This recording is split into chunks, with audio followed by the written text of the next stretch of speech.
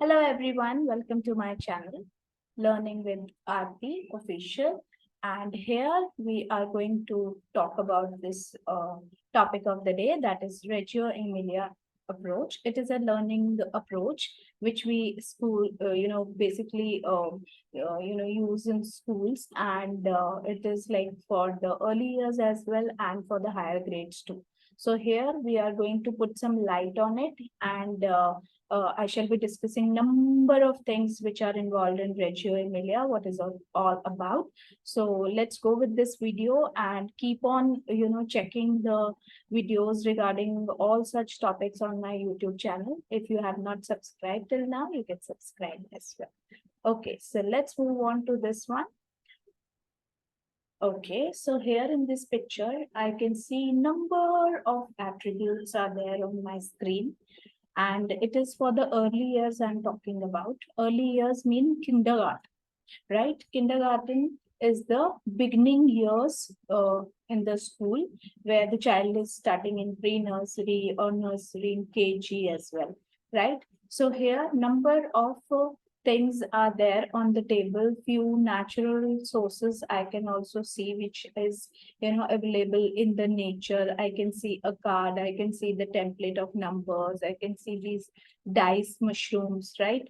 So number of attributes are there, and I'm thinking as if it is a numeracy session. Numeracy means mathematics, maths basically. So in early years we use the word numeracy rather than maths. When we go to the primary and high classes, we use this word. So here in this slide I can see that number of attributes are kept on the table, and might be the teacher has prepared this table for one of the activity. Very interesting.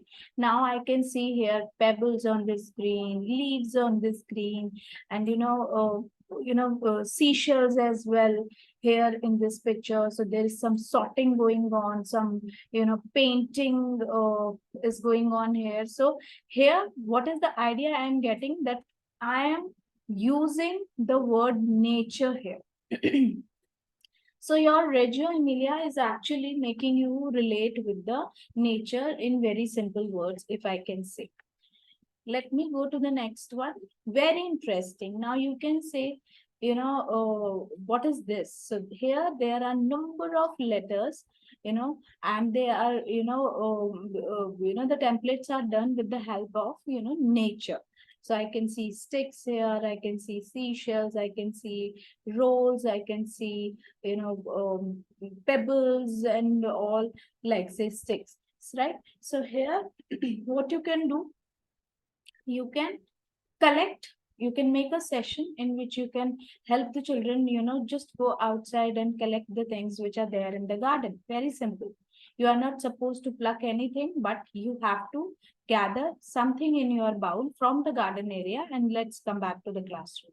And then you can such brainstorming you can done with the children in the classroom, such activity based learning, which is from the nature. Basically the things which the child has got in the bowl from outside can be used to do that particular activity, is actually nothing but the Reggio Emilia. Very interesting. Now here I can see clay and a number of attributes, sticks and all. They are being kept in this tray, and they are making something out of it. Maybe they are using this mold, right? And what they are doing, mog in the garden. It means nature learning is going on here, right? We are relating the children with the nature. Very interesting thought, because we are more towards the digitalized part nowadays, because it was a need of time in previous 2 3 years. So but yes, definitely it was the need of the time, but to a level, to a frame, it is good to go for such resources, which are making you able to deliver in that particular period of time. But now you can again come back to the certain approaches which are okay with your offline mode, and which are making the children less on the screen time, like say, right? So here very important, What is Reggio Emilia? I'm talking about Reggio. I'm showing you certain pictures. Now, what is this? Basically, it is the founder of Reggio Emilia, Mr. Loris Malaguzzi, who was the one who was having a thought in the mind in 1920. Can you believe? In 1920, he was having a thought in the mind in Italy that I should go for certain, things, right? Say so here. He motivated such kind of learning. He was a teacher only, as you can see here, elementary school teacher, and he was graduated with a degree of pedagogy. So he was the one who was thinking this in the mind that yes, natural resources should be used by the children during their learning process, making them connected with the nature. Very interesting. Let's move on. The teacher's role. Now, definitely, every teacher is thinking in the mind, and every viewer is looking forward. How am I going to use this approach in my classroom? Definitely, you have to use it, and ultimately, when you want to use it, you must know how to implement it, right? So, here is the role of the teacher. The teacher role in the Reggio schools is a complex one. If I say Reggio schools, it's not possible that every school is a Reggio one. And nowadays, the schools are, multi-approached schools. We are not following any particular approach. So now nowadays the schools are, multi-approach schools, and every school is looking forward for multi-approach because it is not good to go for only one approach, because we need the child to be versatile and make the interesting learning. You have to inculcate different kind of approaches. So the first role is to be a guide alongside. You have to be a guide to the children. You have to make them, in that comfortable zone, but you are just supposed to guide them. Very simple. Teachers listen carefully. Very important. I should be a good listener. That should be a quality I should have as a teacher when I'm going for a Reggio Emilia session, because the child gonna share certain, point of view with you. you know so that point of view of the child is very necessary if you are a early years teacher, right? Because the child want to share the thought which is coming into the mind, so that brainstorming is also going on. So here, as a teacher, I should look forward that what the child is saying. Basically, observe and document their work. Very important. You have to observe what they are saying, what they are doing, their actions, everything, and then you have to make that document. Very interesting. So this is the role of a Reggio teacher. In that particular Reggio Emilia session I'm talking about, that you have to see what the child is doing. It means observation, and then you have to listen what the child is saying. That is the experience. And then you have to document their homework. That is their, anecdotal. And growth in the classroom community. Definitely, I'm looking forward for the growth of my children as a teacher in the classroom. So yes, I need to work on that, and I need to understand that what my child is doing and how, on what pace my child is in the classroom, right? Now let's move on to teachers organize the environment. If I say teacher organize environment, it means this kind of environment. Like say, this is called environment. This is called environment. When you are creating a zone, this is called environment. I'm ready with my numeracy zone, right? I'm ready with my activity zone, isn't it? I'm ready with my alphabets. I'm ready with my any kind of aesthetic experiential learning. So this is called, making the environment ready, making an organized environment that is rich in possibilities. Possibilities means to make something which is required to be done during that particular session, and that involves the children.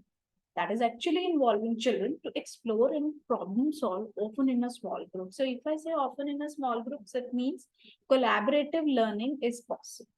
So collaborative learning is something which is very interesting, and you should, help the children to go for such teamwork. Teamwork, decrease the agitation. Though in the beginning you will see more and more agitation, but slowly and slowly it will come down. So you have to make the children to go for, working in the small groups. Then classroom teachers, they work in the pairs. So here my point is very clear that you have to work in pair, means you have two teacher plan in the classroom. If I'm having a Reggio session, it means there are two teachers in one classroom. Very simple. There are certain schools which are following this pattern, certain are not following this pattern. So here in Reggio classroom, it is already mentioned, and it is as per the guidelines of the Loris, who was the founder of this Reggio Emilia approach. And he was looking forward that there should be the pair of teacher in the classroom and collaboration. Why it is required basically? What do you think? What is the requirement of two teachers in the classroom? Write in the comment box, what is your point of view? If I have two teachers in the classroom, what is the point of view behind it? Write in the comment box. I will surely give you the my contribution in the upcoming sessions regarding that this particular question, that why two teachers are required in a classroom, say suppose in kindergarten, basically. Sharing information and mentoring between other educators. Very interesting. So here in Reggio, you have to be a guide, you have to help children, you have to organize environment, you have to make children work in the small groups, and there should be two teacher in one classroom concept. So you have to write in the comment box why it is required. What is your point of view? Okay, now let me move ahead. Ways the Reggio Emilia approach can be seen in the classroom. So this is my Reggio classroom. Here I can see number of, natural attributes are there, and I'm, making them, what you can say, using the nature in my classroom for that particular topic learning, right? So this is something which is really beautiful. If I say story, okay, I am see relating with the children with the help of a drawing on the floor as well, making the children, inspired storytelling session, right? So here I am again connecting them with the nature, though there is no natural attribute I've used, but yes, I've drawn something on the floor and the children are sitting in that environment. So again, I've created that organized environment. Now let me move towards the next one, that is towards the higher grades. Here I've taken a purse and I've kept certain pebbles with the pictures on it. I've drawn certain pictures. Maybe it's a story line, and I kept it in the pouch, and then I'll tell to the students, okay, can you tell me the story? Look at the pebbles carefully and create your own story. So maybe out of 15 children, or say suppose out of 10 children, at least one should be near to that particular story which you are looking. So the idea here is brainstorming, connecting with the nature. Very interesting. So here Reggio Emilia is absolutely working if you implement it in your classroom. And dear teachers, I assure you, when you make your sessions interesting, when you make your sessions, out of the way, very different, with every lesson plan and every topic, then it will be definitely making the child to reach that achievement. Okay, here is me only who is doing the outside session with the children. Outside outdoor session, it is not required to be every time in the cube only. You should make the children go outside, sit in the nature. Let's have a fresh breath in the nature, and connecting with the nature, greenery, beauty, everything. At least storytelling you can go for, and you should have such sessions designed for your growth of the children. Here I'm doing picture reading with the children. I'm making them connect with the nature. So this is something. Oh, very interesting. Thematic learning. In thematic learning, I can see I've made certain insects from the nature. So yes, you can go for a nature walk. After that, you must collect certain things in your bowl, right? You must tell every child to collect certain things and then come back to the classroom. Now use those attributes to make certain things. Very interesting, very experiential, very learning objective based. Okay, now this is something which is called lesson based learning. I have a lesson in my book English book, say suppose.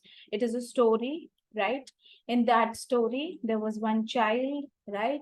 The child was a nature lover. The child was looking forward for a butterfly, but the child was not able to catch any butterfly. One day, the child has decided that he should tell this thing to, his mama, and then mama created that frame for him. And when he looked like this with that frame, everything was looking like a beautiful butterfly, right? So such kind of, lesson based learning, such kind of, creativity you can use in your classroom. Very interesting pattern session. So here I can see a, proper pattern out there in this, on this table, on the pebbles, and this is following a proper pattern. So this kind of, brainstorming sessions also you can give to the children in your classroom. Very interesting, rather doing than paper. You can do patterns like this as well, making them understand, okay, very interesting how it is going to. It can be customized for any of your lesson plan as per your subject restriction. Yes, definitely. This is something which I really want to tell you, and this is something which is really working because, your subject is something which is making you bound. But as a smart teacher, as an educator, it is my responsibility. How am I going to use that approach out of the box, keeping my subject restriction at one side and making my lesson plan so interesting, using that approach, making the children interested in that, increasing their engagement, motivation, and eventually subject achievement, right?